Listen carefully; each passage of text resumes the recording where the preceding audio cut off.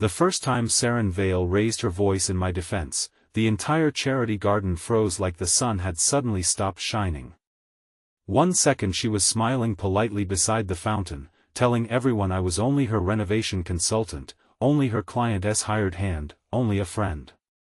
The next second, a wealthy man grabbed my sleeve, called me a nobody, and Saren's face changed as if years of silence had finally cracked open.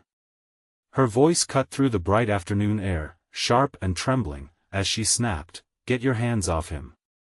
If you believe in kindness, second chances, and the kind of love that appears when life feels most broken, please like, comment, share, and subscribe to A Journey of Hearts. Your support helps stories like this reach more hearts that still believe good people can find their way back to happiness." My name is Arlen Cross, and before Saren Vale walked into my small carpentry studio, I had spent 5 years teaching myself not to hope for anything beyond work, rent, and quiet evenings. I was 36, a widower in every way except by law, because my wife had left one winter morning with a suitcase and a promise that she would return after finding herself. She never did. A month later, I received a letter from her sister saying she had moved overseas and wanted a clean break. There was no dramatic goodbye, no final argument, no closure that made pain easier to carry. There was only an empty apartment, a half-painted nursery we never used, and the terrible understanding that someone could leave your life while still walking around somewhere in the world. I built furniture because wood made sense. If it cracked, there was a reason. If it bent, pressure had shaped it. If it broke, careful hands could sometimes make it useful again. People were harder. People smiled while hiding storms.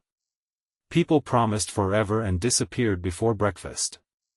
So I stopped asking for much from anyone.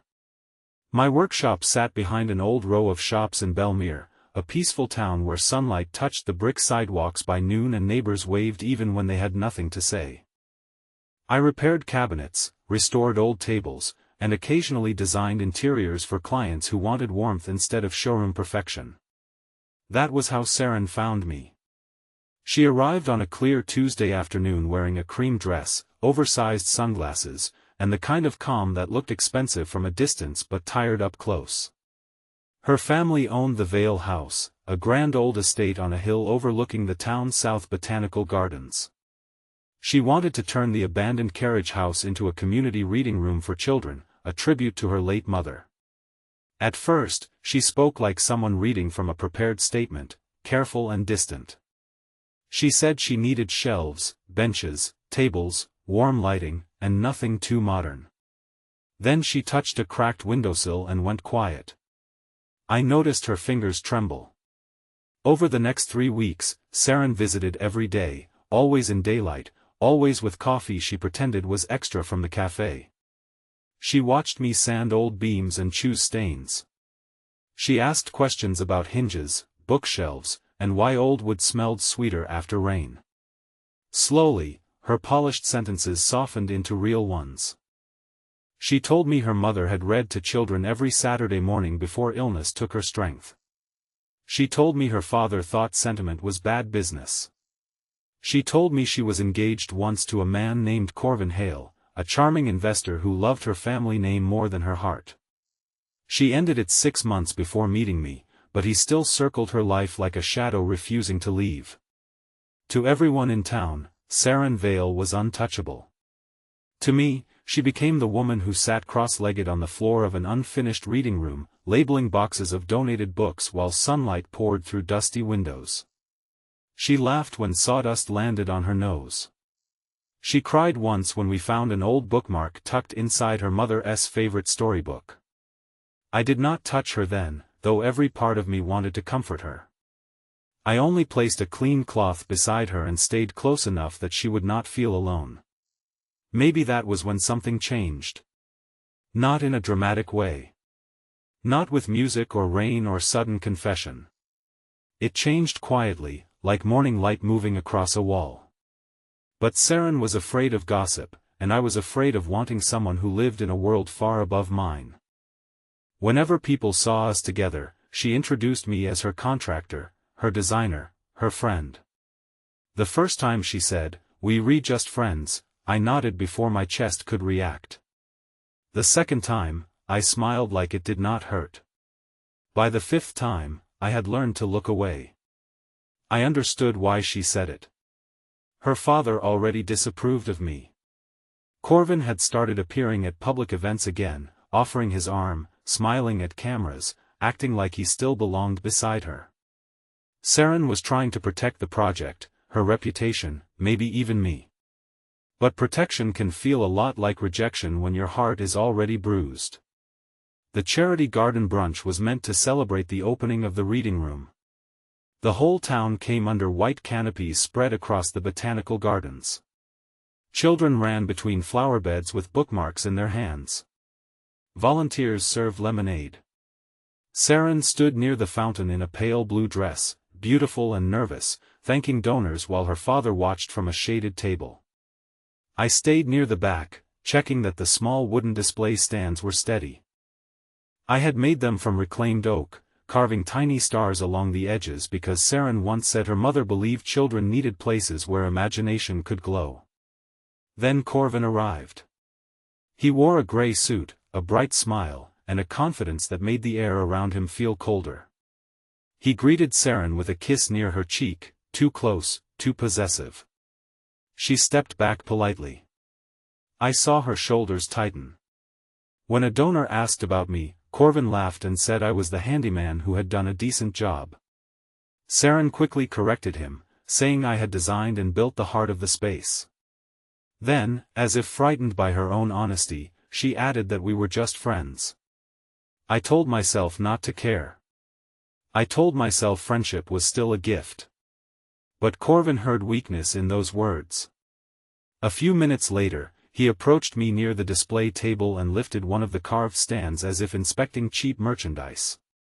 He said men like me were useful when they remembered their place. I answered quietly that the stand was not meant to be handled roughly.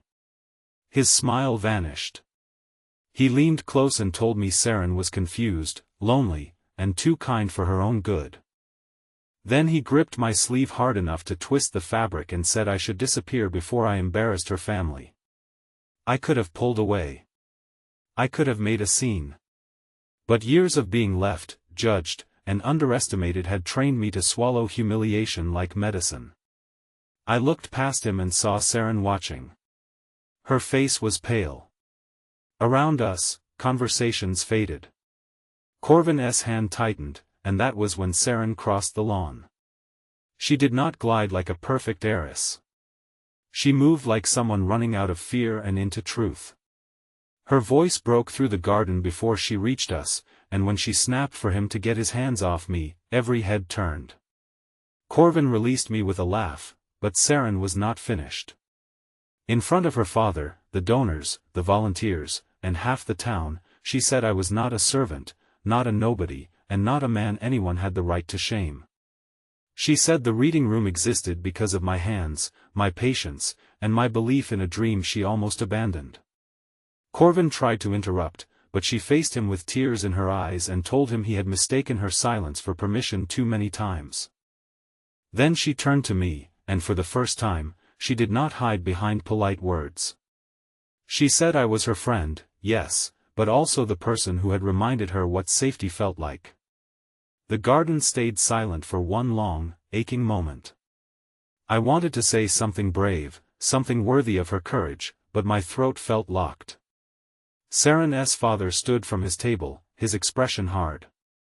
I thought he would defend Corvin, end the project, and send me away from their world forever. Instead, an elderly woman from the children's library began clapping. Then one of the volunteers joined. Then parents, children, neighbors, and even a few donors. The applause rolled across the garden like unexpected rain after a drought. Corvin's face reddened. He muttered something cruel and walked away alone. After the event, Saren found me inside the finished reading room. Afternoon sunlight spilled across the new shelves, touching the rows of books and the little oak chairs built for small hands. Outside, children were laughing in the garden, but inside, everything felt still.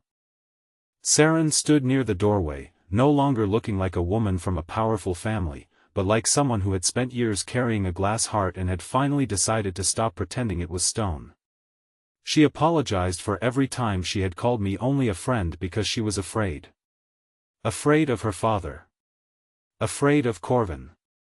Afraid that if she admitted what I meant to her, life would take it away. I told her I knew fear too. I told her about the nursery, the letter, and the years I had spent believing I was easy to leave. I admitted that every time she said we were just friends, a part of me believed she was gently placing me back where the world thought I belonged. Saren cried then, not loudly, not dramatically, but with the kind of pain that comes when two people finally stop protecting themselves from the truth. She stepped closer and took my rough hand in both of hers. She said I had never been beneath her.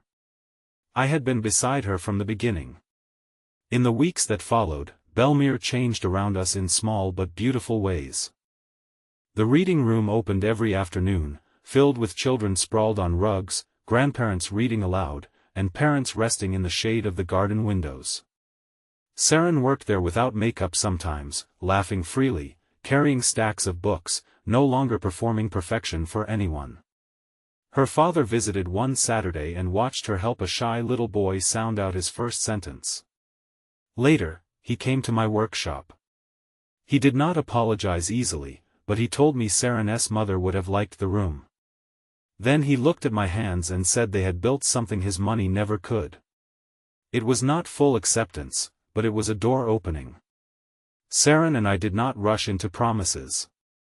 We had both been wounded by people who used beautiful words carelessly. Instead, we built trust like furniture, piece by piece, measuring twice, sanding down sharp edges, letting time strengthen what emotion had started. Some mornings she brought coffee to the workshop and read donation letters while I worked. Some afternoons I joined her at the reading room and fixed loose chair legs while children asked if we were married. Saren would blush, and I would laugh, and neither of us would deny that we were something more than friends now. The town stopped whispering eventually, or maybe we stopped listening. One bright spring day, almost a year after the garden brunch, Saren organized a celebration for the reading room's anniversary. The same fountain sparkled under the same afternoon sun, but everything felt different. There were no masks this time, no Corvin, no fear waiting behind polite smiles. Saren stood before the crowd and spoke about her mother, about grief, about how community is built by people willing to show up with open hands. Then she called me forward. My heart pounded as I walked across the lawn, expecting her to thank me for repairs or shelves. Instead, she held up a small carved wooden star I had made from leftover oak during the first week of the project. She told everyone that I had once said broken wood could still become something beautiful if someone cared enough to work with the grain instead of against it. Then she looked at me, her eyes shining, and said I had taught her the same thing about hearts. I did not care who was watching anymore. I took her hand in front of the whole town, and this time when someone asked what we were, Saren smiled through tears and said we were no longer hiding. If this story touched your heart, please like the video, share it with someone who still believes quiet love can heal deep wounds, and comment your thoughts below. Your support means more than you know and helps this community of heartfelt stories continue to grow. Before the ending, please comment, kindness can heal what pride once broke. Years later, when people asked how our love story began, Saren always smiled and said it began in a room full of unfinished shelves. But I knew the truth. It began the day she stopped letting the world decide my worth. It began when she chose courage over comfort, truth over reputation, and a wounded carpenter over a polished lie. I had spent years believing I was the man people left behind, but Saren showed me that sometimes life is not taking something away from you. Sometimes it is clearing space for the person who will finally stay. And every afternoon, when sunlight filled that reading room and children's voices rose between the shelves we built together, I understood that love does not always arrive loudly. Sometimes it waits patiently beside you, calling itself friendship, until the day it becomes brave enough to say your name.